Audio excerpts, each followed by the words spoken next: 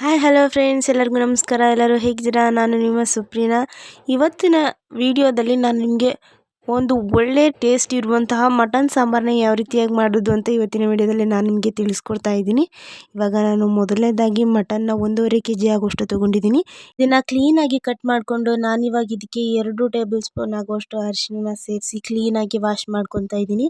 ಅರಿಶಿನ ಸೇರಿಸೋದ್ರಿಂದ ಮಟನ್ ತುಂಬ ಬೇಗನೆ ಕ್ಲೀನ್ ಆಗಿಬಿಡುತ್ತೆ. ಇವಾಗ ನಾನು ಒಂದು ಇಡೀ ಕಾಯಿ ಆಗುವಷ್ಟು ತೆಂಗಿನಕಾಯಿನ ತೊಗೊಂಡಿದ್ದೀನಿ, ಹಸಿ ತೆಂಗಿನಕಾಯಿ. ಹಾಗೆಯೇ 2 ಮೀಡಿಯಮ್ ಸೈಜ್ ಆಗುವಷ್ಟು ಟೊಮೆಟೊನ ತೊಗೊಂಡಿದ್ದೀನಿ. ಹಾಗೆ 2 ಮೀಡಿಯಮ್ ಸೈಜ್ ಆಗುವಷ್ಟು ಈರುಳ್ಳಿನ ತೊಗೊಂಡಿದ್ದೀನಿ. ನೆಕ್ಸ್ಟ್ ನಾನಿವಾಗ ಇದಕ್ಕೆ ಸ್ವಲ್ಪ ಕೊತ್ತಂಬರಿ ಸೊಪ್ಪನ್ನು ಸೇರಿಸ್ತಾ ಇದ್ದೀನಿ.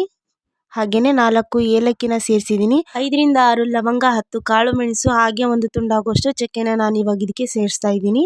ಒಂದು ದೊಡ್ಡ ಟೇಬಲ್ ಸ್ಪೂನಲ್ಲಿ 2 ಟೇಬಲ್ ಸ್ಪೂನ್ ಆಗುವಷ್ಟು ನಾನು ಜಿಂಜರ್ ಗಾರ್ಲಿಕ್ ಪೇಸ್ಟ್ನ ಸೇರಿಸ್ಕೊಂಡು ಈ ರೀತಿಯಾಗಿ ಕ್ಲೀನಾಗಿ ನಾನಿವಾಗ ಪೇಸ್ಟ್ ಮಾಡ್ಕೊಂಡಿದ್ದೀನಿ.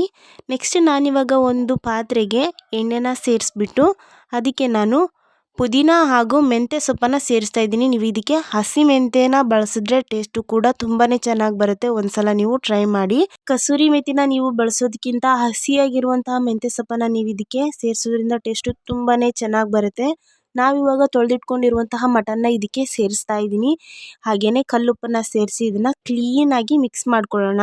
ಹಾಗೆ ನೀನು ನನ್ನ ಚಾನಲ್ಗೆ ಯಾರೆಲ್ಲ ಸಬ್ಸ್ಕ್ರೈಬ್ ಆಗಿಲ್ಲ, ಪ್ಲೀಸ್ ಸಬ್ಸ್ಕ್ರೈಬ್ ಆಗಿ. ಹಾಗೆ ವಿಡಿಯೋಗೊಂದು ಲೈಕ್ ಕೊಟ್ಟು ಈ ವಿಡಿಯೋನ ನಿಮ್ಮ ಫ್ರೆಂಡ್ಸ್ ಆ್ಯಂಡ್ ಫ್ಯಾಮಿಲಿಗೆ ಶೇರ್ ಮಾಡಿ.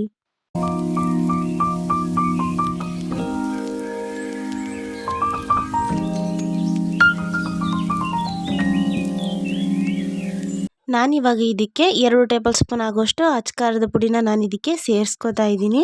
ನೀವು ಈಗಲೇ ಪೂರ್ಣ ಪ್ರಮಾಣದಲ್ಲಿ ಖಾರನ ಸೇರಿಸಲಿಕ್ಕೆ ಹೋಗಬೇಡಿ. ಜಸ್ಟ್ ನಾನಿಲ್ಲಿ ಮಟನ್ ಬೇಯೋದಕ್ಕೋಸ್ಕರ ಖಾರ ಪುಡಿನ ಸೇರಿಸ್ತಾ ಇದ್ದೀನಿ.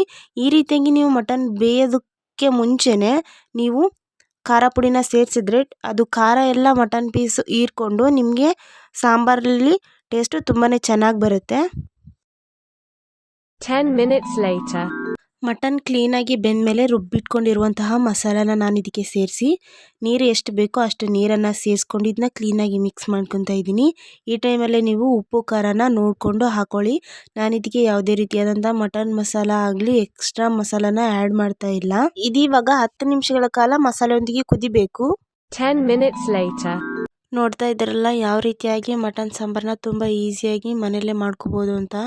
ಸಾಂಬಾರು ಕೂಡ ತುಂಬಾ ಚೆನ್ನಾಗಿ ಬಂದಿದೆ. ಇನ್ನೂ ನಮ್ಮ ಚಾನಲ್ನ ಸಬ್ಸ್ಕ್ರೈಬ್ ಮಾಡದೆ ಯಾರೆಲ್ಲ ನೋಡ್ತಾ ಇದ್ದೀರಾ ಪ್ಲೀಸ್ ಸಬ್ಸ್ಕ್ರೈಬ್ ಮಾಡಿ. ಹಾಗೆಯೇ ಲೈಕ್ ಆ್ಯಂಡ್ ಶೇರ್ ಕಮೆಂಟ್ ಮಾಡಿ.